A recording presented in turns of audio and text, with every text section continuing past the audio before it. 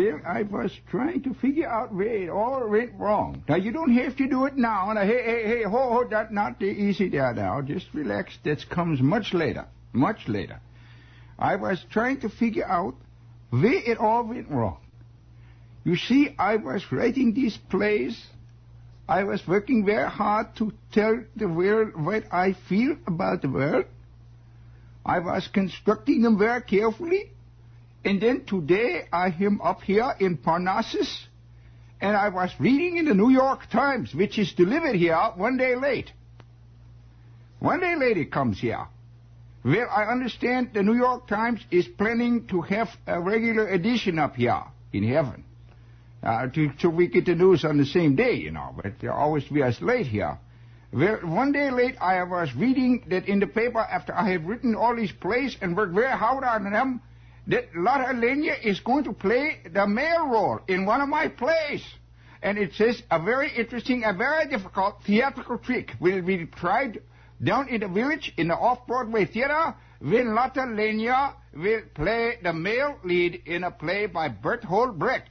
Now, I know Miss Lenya from way back, and I do not know whether Miss Lenya... Oh, look at the gang! Oh! California, here I come. Right back where I started from. Where flowers bloom in the sun. All right now. Well, anyway, I was trying to work my way through all the undergrowth there, and I came across that most significant item in the New York Times yesterday. I think we've gone full circle. Did any of you read that little piece? Well, for those of you who were confused there by the terrible accent, I would like to tell you that there was a piece in the paper. It said a new theatrical venture and a very difficult trick will be played and attempted by Miss Lotta Lenya, the famous actress, who will play the male lead in a play by Bertolt Brecht. And as all of you know, Miss Lenya has worked in the German theater and has performed in many of Kurt Weill, her ex-husband, her late husband's works, and Bertolt Brecht.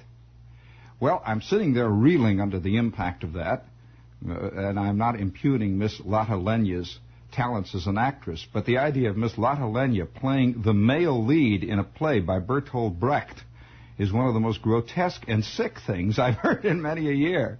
You know, I'd like to understand, how would it be if one day it was announced that Mr. Gene Shepard is going to essay the role, a very difficult performance, is going to essay the role of Blanche Dubois in a Tennessee Williams play named Streetcar Named Desire. All together.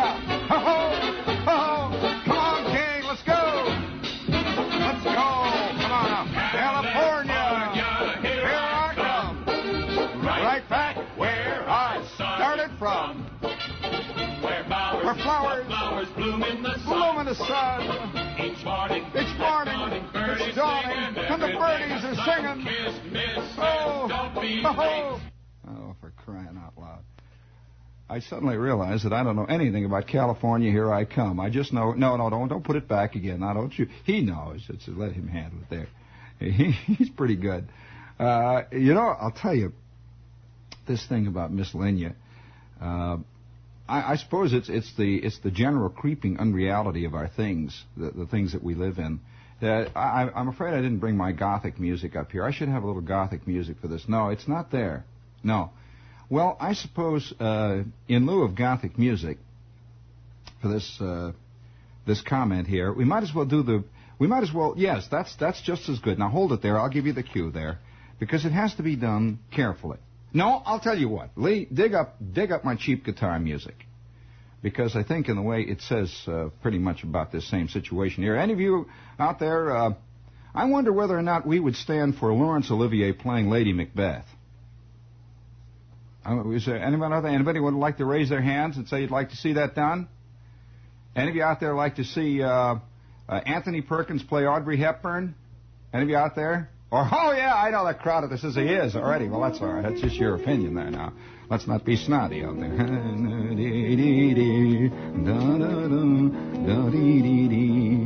Police say Gilbert Clarence Ziemdorf, a 6-inch knife stuck between his shoulder blades, turned to his wife and said gently, "Honey, you shouldn't have done that."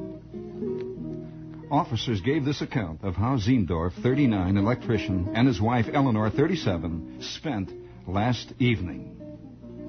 They went to a bar and had words. Then they went to the parking lot where Ziemdorf, bending over to transfer clothes from her car to his, felt a sharp pain in his back. At first, officers quoted him as saying, I didn't know what it was, but I was near a streetlight, and when I turned sideways and looked at my shadow on a wall, I could see a knife handle sticking out. He went back to the bar and said, "Will someone pull this knife out of my back, please?" There were no takers, but someone called police. When officers arrived, Ziemdorf greeted them with these words, "Officers, I need some help for my wife."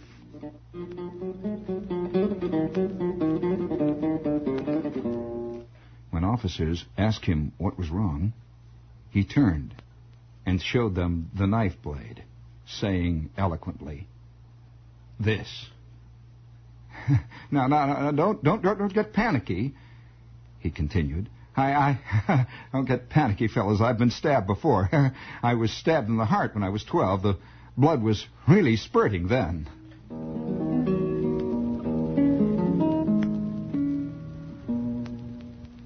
Officers took him to a hospital where, an hour after the stabbing, the knife was removed.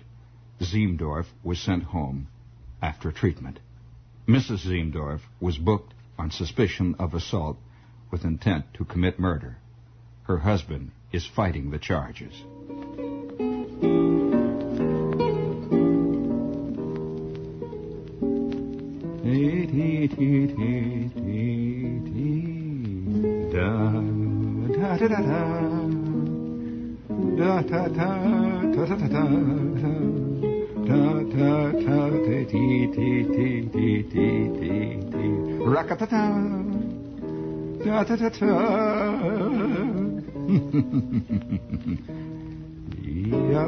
Oh, that's lovely.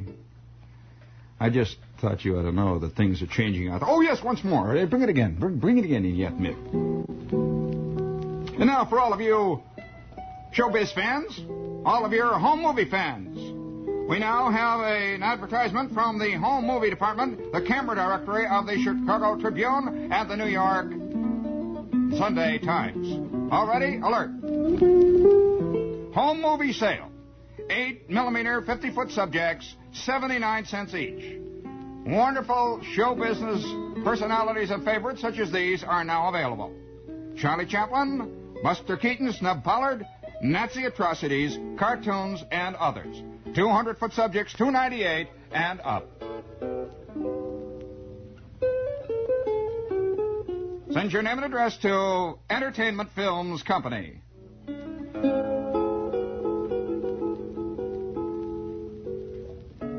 Oh, what next? Oh, what next?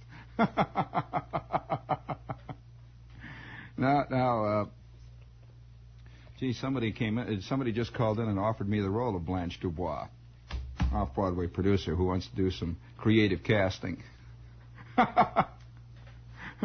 Or was it an Audrey Hepburn fan that called in? It was just one of the engineers that were having a buzz in the transmitter. Is that it? Well, you know, it's a funny thing. The nature of violence is very subtle. And things can be done that are very violent that never show as violence themselves. I'll never forget, again relating to the problem of violence, I'll never forget one of the most violent acts that I've ever heard of committed in a theater, and some acts can be violent even though they're very passive, is the idea of Siobhan McKenna a few seasons back playing Hamlet, which makes one of the most grotesque comments both on our theater and perhaps even on the Constitution of Hamlet himself.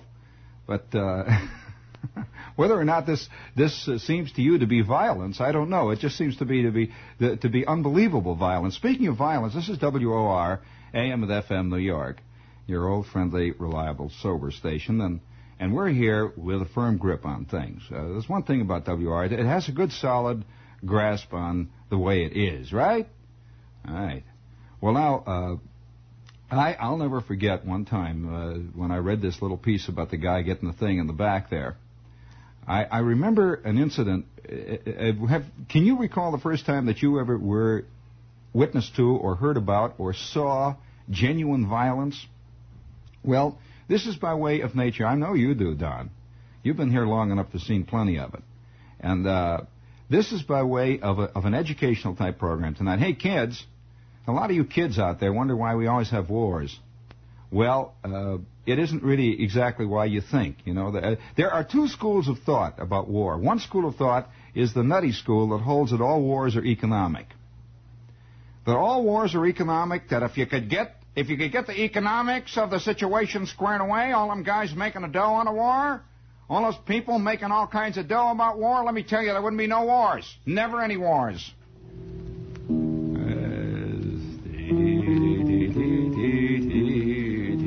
Somebody just called in and offered me the role of Gilles in Rigoletto. Well, I'll give you a little sample of that. You have the Gypsy Love Song up there? You give me the Gypsy Love Song. I've had many requests to do Sylvia. I've had requests to do the Gypsy Love Song. I've had requests to do the Indian Love Call, which, as we know, is a tune that has deep and very singularly true meanings for many people. All together, Don. There we go. Oh, this is just lovely. I can just bathe in this and let it drip down over my ears. Bring it up now. It's got an introduction. What do you mean? I don't play introductions.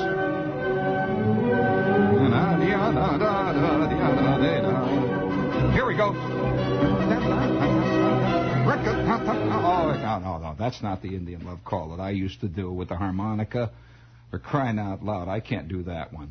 Now, you just throw that out. All right, don't bother with it. You just throw that out. It's very good, but just throw it away. It's one of the 50 great moments in music, but it blew a tire there on the way in. Well, you know, by way of education, I'm about 9 years old at one point. It's hard to believe it, but I was 9 once. It's hard to believe that anybody was 9 once.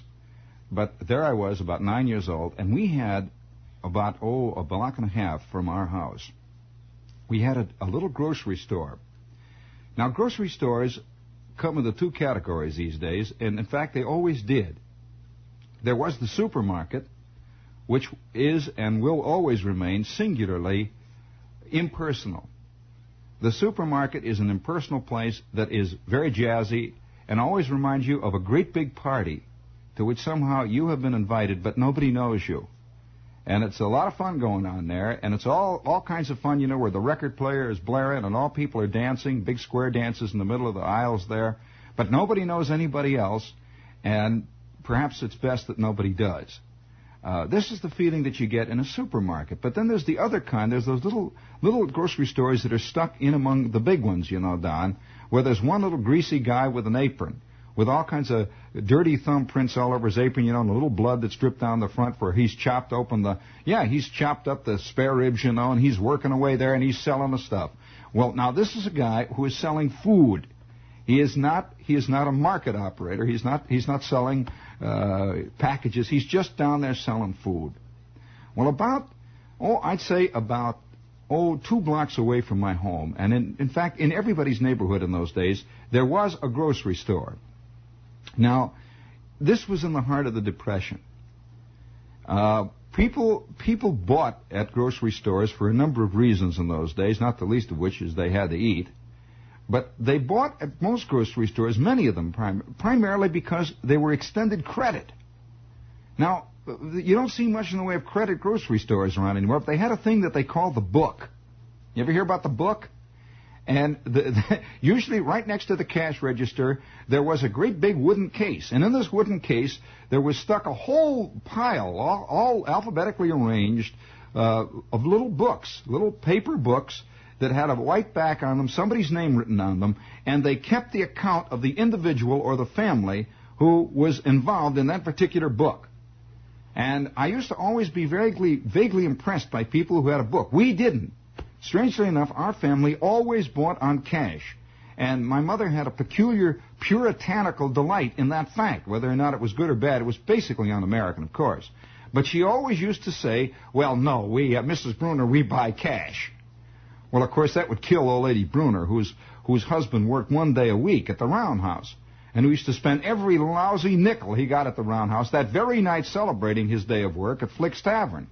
And so she never saw cash from 1 year to the next. Actually, once in a while, she'd get something from her father, or something, a little thing like that. But cash, it was nil. Well, old Mattingly, who ran the grocery store down at the end of the street there, was kind of like part of the neighborhood and yet not. A guy who sells stuff to other people is never really part of the neighborhood, not actually. He likes to pretend he is. He belongs to the PTA and all that stuff. But he is a separate thing. He is one of the haves. You know what I mean by the have? Even if it's a little bit, he is one of the haves. He is the guy you have to go to get the credit. He does not ask for credit. He gives credit. Very different proposition. And so Mr. Mattingly is working down there in his little store every day with Mrs. Mattingly. And they got this little meat department there, and along one side they got the little, the grocery shelves where all the Campbell's pork and beans are all piled up. It's a little bitty store. Now, it wasn't a little store by those standards, by the standards of the stores of the day, but today it would just be called a deli, It was just a deli, that's all it was. But it sold more than deli stuff. It sold like hamburger, and it sold stuff like, they used to call it chopped round steak. It was hamburger, that old, greasy old nothing hamburger. And there it was, and it sold summer sausage and stuff. Well, old Mattingly used to stand behind the counter all the time, and he would dispense groceries to those who paid for them. He would dispense credit to those who didn't. Now, I don't know whether he charged more for the credit or not. But I do know that there were thousands of people who went there only because they could get credit during the Depression. Well, it was part of the life. It was as much part of your life as like your bathroom in your house is part of your life, or your kitchen or the backyard. I mean, there was Mattingly's, so you go to Mattingly's. Okay. Well, now this was in the very heart of the Depression. And a lot of people would stay around home. There wasn't a great deal of going to work, you see, for obvious reasons. There were people hanging around, talking and stuff. And at that very period, there was an interesting phenomenon, which you don't hear much about and which I was really reminded of here the other day when they caught this guy Nussbaum. You remember Nussbaum, the number one? It seems sad that the number one enemy in America is named Nussbaum. I mean, you can't get mad at a guy named Al Nussbaum. Somehow, you just say, come on, Al, we'll knock it off. And the sad way they caught him, his girlfriend or his wife or whatever was, she says, well, I think he was tired and he just wanted to give up. Did you hear her comment? Well, that wasn't the way Dillinger was. And you see, in our neighborhood, the big guy was Dillinger. How many of you ever hear of John Dillinger? Well, John Dillinger was absolutely the number one celebrity in Lake County, Indiana. He was like Mary Martin is here, really, and for many of the same reasons. It was very expensive to be tangled up with Dillinger, and he was also very colorful, you see. But one of the things that happened in that particular period was this incident regarding Mr. Mattingly. And, of course, everybody is always talking about Dillinger. He was in the headlines. He had knocked over about 4 banks in the neighborhood, and he had made a wild escape, a big sensational escape from... how many of you remember that sensational escape that Dillinger made when he carved the gun out of soap or wood or something? Well, that happened about a mile or 2 miles away from our home in a crazy town called Crown Point, Indiana. Let me tell you about Crown Point, Indiana. Crown Point, Indiana is the county seat of Lake County. Now, the county seat means absolutely nothing. I couldn't tell you. I don't even know what county. What county is Manhattan in, Don? Counties. Is it Manhattan County? I don't know what it is. Counties don't mean anything here, but out in places like Indiana and Illinois, the county is a very important unit. And people talk about going over to Cook County, or they talk about going down to Posey County, and they refer to places where they live. Can you imagine a man referring to where he lives as a certain county? Oh yeah, many times you will hear a guy in Indianapolis, Indiana, for example. You'll hear somebody talking in a gas station or in an Edix or something, or a White Castle. A guy will say, "Well, I'll tell you, I come from down in Posey County." And you say, "No, Posey County? Well, for crying out loud, do you know old Hunk Williamson down there in Posey County? I know old Hunk. You remember Hunk Williamson down on 221? You remember him? You know Hunk?" He'd say, "Yeah, I knew Hunk. Went to high school with him. Let me tell you, I know who you are. You're one of the Jamesons from Brown County, of course." Well, so the county is a very definite unit of Indiana. Well, Lake County is a northern county in Indiana, and a very important county in Indiana. It's clinging to the coattails of Chicago, and it's hanging right on Lake Michigan, and that's why it's called Lake County.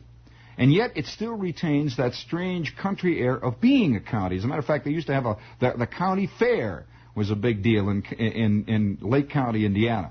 Well, the county seat is kind of the UN of a county. It's sort of like the Washington, D.C. of a county. Well, Crown Point, Indiana, was the county seat. And there was a peculiar kind of glamour to everybody. It's a little bitty town, by the way. There was a certain glamour to everybody. Whenever anyone would mention Crown Point, Indiana, it was the county seat. It had a certain glamour. It was like the headquarters, the main office. It was the big thing. Well, Crown Point, Indiana's who are involved in great, enormous, tremendous events in other people's lives, they begin to laugh at fate.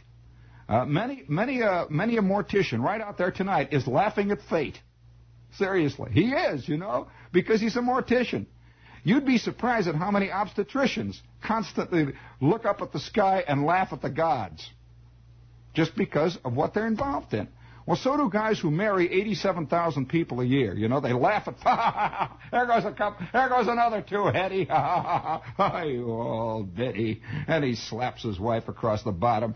Well, so you get a very different world there. And in the middle of Crown Point, Indiana, was the Crown Point jail. Well, John Dillinger was captured one day, and I don't know the details of his capture, but everybody in Lake County, Indiana, was kind of stunned because Dillinger was sort of uncapturable. He was like a combination of all kinds of weird things. He was a combination of Al Capone. He had a little bit of Robin Hood thrown in there, although I don't know why. Because, of course, everybody was down and out in the Depression, and it seemed that this was, he was making it. He was one of the nothing people making it. He was from Indiana, Muncie. So everybody was kind of like on his side, and yet they were against him. Well, there was a combination of things going there, and then one day he got picked up and thrown into jail in Crown Point, Indiana. Well, of course, the town was sort of stunned. And he was just in there about 2 days, and there was a picture. What's going on in there anyway? There was a picture of Dillinger with his arm around the sheriff of Lake County, Indiana. And it was, you remember that famous picture? And it's a big jovial picture, and it's like the sheriff is just so happy to see old John, and John is so happy to see the sheriff. Two lodge buddies have gathered together there. And it's a famous picture of Dillinger being greeted at the county jail by the sheriff. Well, strangely enough, in keeping with the whole attitude of Crown Point and the whole world of that day, 2 days later, Dillinger was sprung. He got out of the pokey by carving a knife out of a bar of Fell's-Nap the soap, or something similar. And it was a very crude gun, very obviously a phony, but he jumped up out of his sack one day and says, "All right, hands up, all of you. All right, I got the drop on you. Now, come on, open the door here." And they opened the door, and John was allowed to run out into the night where a large waiting limousine, a black panting automobile, picked him up, and they whisked out to the highways of Indiana, there again to take up their career of crime. So you got the whole sight there, the whole scene. This is just the way it was. Well, poor little old Mattingly one day was working in his store. And this was a neighborhood store, remember, a friendly little neighborhood store. And we lived on the main highway. Now, this is probably the most significant thing that has to be said.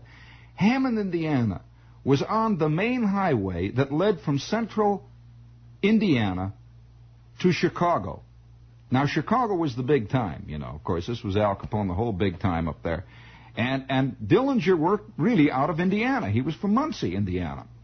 Oh yeah, Muncie, Indiana, and he worked out of Indiana, and he would hit the big towns glancing blows. He would come whistling in and bop Chicago. You know, he would belt a bank right on the outskirts of Chicago and whistle back into Indiana. And of course, Indiana was like the wilds. It was like the jungles as far as the Chicago police were concerned, and the feds and everybody else. And he would hit him, and then he would whistle back. And there's a very famous story, you know, about John Dillinger one day returning, and it's a true story, too. It's been told many times, and I don't know whether you've ever heard it or not. But the famous story of John Dillinger, when the heat was really on him, and he was a famous, absolutely the number one criminal, the number one crime celebrity in the country. John Dillinger, one day, on a Sunday, returned to Muncie, Indiana, his hometown. And he came from a very simple family. He did not come from a crime family or anything like that. And he returned to Muncie. Well, the story of John Dillinger walking around the streets of Muncie, Indiana on a Sunday afternoon in the town where he went to high school. And, of course, they all knew it was John Dillinger. John Dillinger was the biggest guy from town, you know. And he walked up and down the streets, and there is a beautiful story about that. It's actually not a story, it's a report of the quiet Sunday, and by the way, this is a heavy Protestant, Bible, God-fearing belt, and John Dillinger on that quiet Sunday afternoon, parking his great big black limousine with 3 thugs who sat in the car, in the gas station, and who covered him while he got out and walked up and down the streets of his hometown. And he walked along the sidewalks of his town, and they followed him in this great big straight 8 Packard. 3 guys sitting in the front, 2 guys in the back, all of them with Thompson submachine guns and 45s in their lap, and poor old Dillinger is walking around the streets of Muncie, Indiana. Did you ever hear that story? Well, it's a wild one. It would make a great naked city. Really would. It would make a great naked city of the big town crook going home to the little town, and he knows he's going to get it, you know. He knows he's going to get it, and he visited his home. He went up to his house and sat on a Sunday afternoon with his mother and father and sat there for a couple of hours on the front porch. And, of course, everybody's afraid to open their trap in the neighborhood. And that great big old black Packard sat out there and didn't move a muscle and just quietly sat there and burned gas while they waited. And finally, when it was over, John walked down off the front porch of this old frame house, walked down the steps between all the snowball bushes, walked across the curb into the back of that car, and they disappeared, never to return to Muncie, Indiana. It's a fantastic story. Well, now the main drag between Muncie and Indianapolis and Chicago is a road called US 41. Have you ever heard of it? Well, US 41, that's another thing. The roads and the highways out in the Midwest are like major arteries, literally, of a person's body. The whole state, for example, will hang on a U.S. highway just like a grape hanging onto a branch or an apple growing from a branch of a tree. That somehow the highway is an entity unto itself. U.S. 41, U.S. 52, U.S. 53. These are great highways that cut right down through the middle of Indiana, straight down. And everybody's life is measured by how far he lives from 41, or from 52, or from 53, or from U.S. 30, or from 6. U.S. 30, the Lincoln Highway, cuts right across the top of Indiana and sort of skirts the lake. And U.S. 30 was like a big celebrity in itself. When you hit 30, you knew that 30 landed somewhere in Los Angeles. Yeah. You were walking on Los Angeles when you walked across 30. And you were also walking across New York. Because 30 went all the way to New York, you know. And there it was. It was 2 great big things that hung on to Indiana that attached to the major world outside. Well, U.S. 41 was about, I'd say roughly about 6 blocks from my house. Well, there were a couple of little streets that ran off of 41, and every time there was a great big hijacking because of the location, the physical location of the neighborhood where we lived. The guys, the big time crooks, do you know what hijacking is? Well, hijacking is one mob holding up another mob, literally. If the word got out that Danny O'Banion, for example, who was a famous... Did you ever see the movie Al Capone? Well, do you remember the guy that was shot in the floral shop? That was Danny O'Banion, tough Danny O'Banion, a tough Irish kid from the south side of Chicago who was an Irish Catholic kid and who ran as his front a series of florist shops in Chicago. His deadly enemy was Al Capone, who operated on the north side of Chicago. You see, Chicago was divided into two battlegrounds, the north side and the south side. And Capone had the north side all sewed up, and Danny O'Banion operated out of the south side, but he had infiltrated into the north side. Now, you see where the problem was, right there. There was a gigantic clash. There was only room for one guy, and in the end, O'Banion got it. But my father used to tell wild stories. He came from the neighborhood where Danny O'Banion grew up. Now, how many of you have ever read Studs Lonergan, the Lonergan trilogy? Well, now, this is not fiction, you know. James T. Farrell grew up in the same neighborhood where my father grew. And my old man used to tell stories. He had one phrase that he used to use all the time. He said, I'll tell you what the neighborhood was like. You either went into the mobs or you got out. There was just no choice. You either went into the mobs or you got out when you were a kid there, when you were 18 or 19 or 20, something like that. There was just no other choice. And the whole neighborhood that the Lonergan trilogy was written about was the area around 55th and Union, down around Emerald Avenue in Chicago. This is the area that is not too far from the University of Chicago. And it is the area which used to be the old Gold Coast, the back of the yards area, and a very historic, fascinating place in America. And it was this neighborhood that spawned the Danny O'Banions. And, of course, Al Capone was an import, you know. Capone came from the East. He was not a native Chicagoan, and he had originally made his reputation in Pittsburgh, and then came out to Chicago and was kind of imported by another mobster, but he shortly took over the mob, and it became Capone's gang. Now, they used to use US 41, was the major artery between Chicago and Kentucky, where the bootleg whiskey was made in the hills of Kentucky. And Indiana was sandwiched in between. Now, you got the picture? Nobody ever does movies about the states in between the wild states. They're even wilder, because that's called no man's land. That's where they really slug it out. Oh yeah, it's like the ground between the trenches, literally. And so we were close to one trench and not quite part of another trench. And I can remember every couple of months you'd wake up and park down about 2 or 3 doors down, or maybe right in front of the house, or maybe in the next block. There'd be a great big truck. Yeah, just parked there. And the truck is not moving, nothing, just silent. Parked. Big one. And has Illinois license plates, or some strange license plates like Massachusetts, or maybe Kentucky, or perhaps Tennessee. And, of course, we'd walk past the truck on our way to school, and at the first time you wouldn't notice it. And then the next day you'd walk past, and there'd be the truck, and now you'd start hitting it, you know. When you go past, you start belting it. And a couple of days later, kids are sitting on the front seat, you know, going, wow. Well, on the 4th day, it turns out that someone opens the back and finds 2 guys shot with machine gun slugs lying on the floor in a pool of blood. That was a hijacked truck. And the truck would then disappear.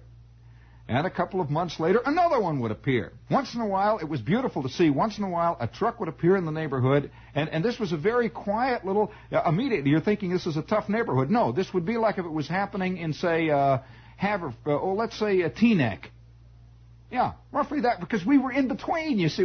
This wasn't a tough neighborhood. We were just there, near there, you know. It would be like if all the mobs on the Lower East Side were to start dumping all their bodies in River Edge, you know.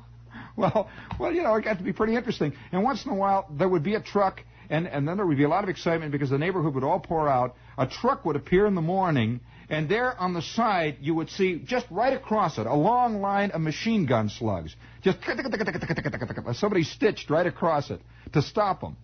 Well, the way they used to do this, they'd catch these guys coming up from Kentucky. And they would usually have a truck that would say on the side, Murphy Moving Company, we move pianos. Well, the word would get out among the mob that a big load of bourbon is coming up from Kentucky, and the truck marked the Murphy Moving Company van. And there were two guys, one named Greasy Thumb McMurdo and another guy named Lefty Lipschitz. Both of them are going to be operating this truck. Now, they're operating for the Capone mob. Now, at 2:30 a.m., they're going to make their pickup in Rabbit Hash, Kentucky. And at 2:45, they will be crossing the bridge at Covington. And then at 4:15 a.m., they will be at West Lafayette, Indiana. We get them between West Lafayette, you got it, and Crown Point. We'll dump the truck in Hammond. All right. All set, men? Well, they would wait, you see. They'd hide in the weeds by US 41. And sure enough, about 4 o'clock in the morning,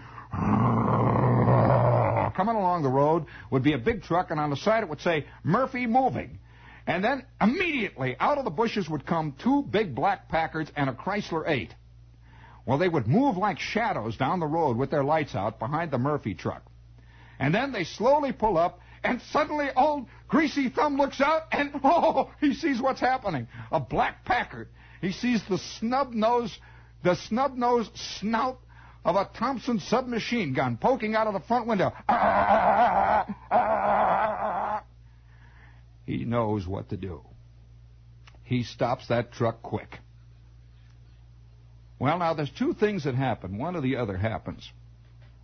Either Louie and Greasy Thumb are able to get into the bushes quick enough, or else Louie and Greasy Thumb wind up in the back of the truck next to the spare tire under the tool kit. Well, it's just that way, and that's the way it worked. And one night, poor old Mr. Mattingly is counting up his change next to the cash register, next to his big box, his big wooden box of credit books. The time is now 7:15, and he is quietly counting up his $38.47 that he has taken in from the roundhouse and from the open hearth on this day. It is a quiet day. There's a little nip in the air. It is pumpkin time. In fact, in just a few short weeks, it will be Thanksgiving. And Mr. Mattingly is counting his day's take. Mrs. Mattingly is in the back, battening down the hatches in the refrigerator, when suddenly there is a tapping at the door. And the shade has been drawn. Mr. Mattingly says, "We're closed."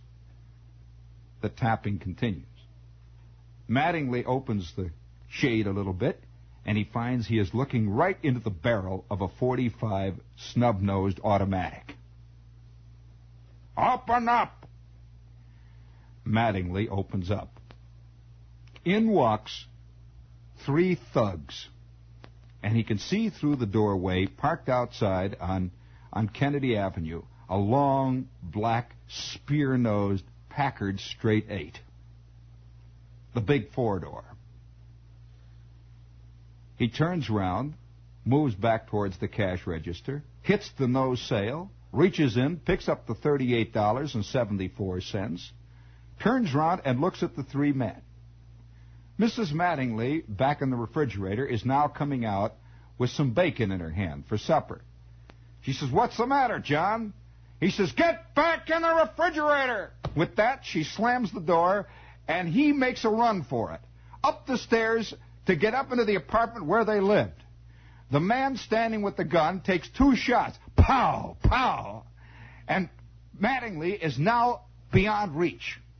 The 3 of them turn, and one of them, oddly enough, grabs a can of peanuts on the way out. Planters peanuts, tears out across the sidewalk and into the car. Mattingly now has the window on the 2nd story open. He has his .22 target pistol. He also has his 12-gauge rabbit gun and duck gun ready. And he sees this black mass moving.